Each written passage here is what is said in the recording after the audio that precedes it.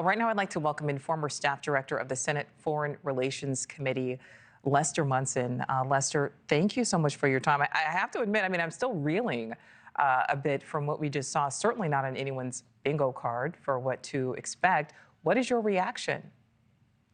Well, it's stunning that we just saw this unfold right in front of our very eyes from the Oval Office on live television.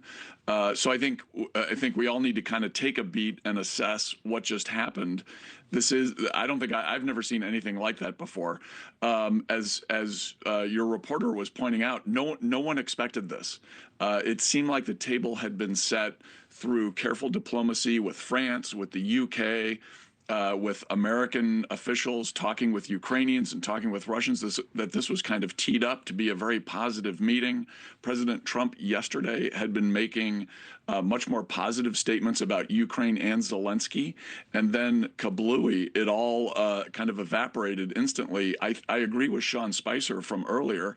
I think what this is really about is the strategic minerals deal that evidently Ukraine and Zelenskyy are not willing to sign at this point with the United States. I think we would have seen a very different meeting if there had been an agreement on the mineral question. It seems fairly evident to me that President Trump does not want to go forward without that agreement, and that was his test, if you will, for Ukrainian participation in these peace talks, where President Trump's credibility is going to be on the line. So there was a lot to unpack here, and I think we need to be careful a little bit and make sure we have all the facts exactly right about what was agreed to and what wasn't agreed to. But boy, was that stunning television. And something that, as we take a look at this video, if we can keep this video up, that was Ukrainian President Zelenskyy there as he left. Something that is standing out to me now that I didn't even think about. Think about when he arrived. We saw President Trump there to greet him. Think about when every world leader, when they leave, the president tends to be there,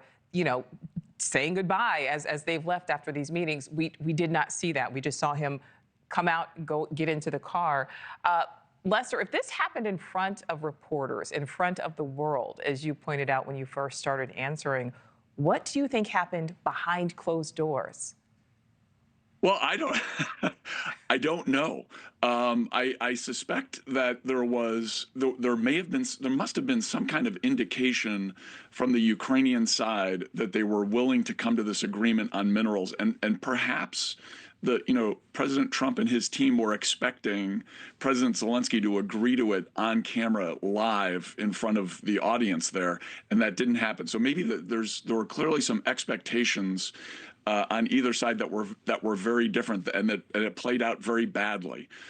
So it's a great question, and I suspect we'll know more in the next few hours about exactly what the TikTok was here, and what was maybe agreed to, and maybe what was left to be resolved in front of the cameras. But I think this is definitely about, President Trump's been pretty clear about wanting a mineral deal, the details of which I think are a little bit fungible, but he wants Ukraine to basically make promises that it will effectively pay back the United States for all the support it's been giving to Ukraine for the last 3 years through this mineral deal, and they didn't get to an agreement on it. So it seems to me that, absent knowing more about the details, that's the real breach here.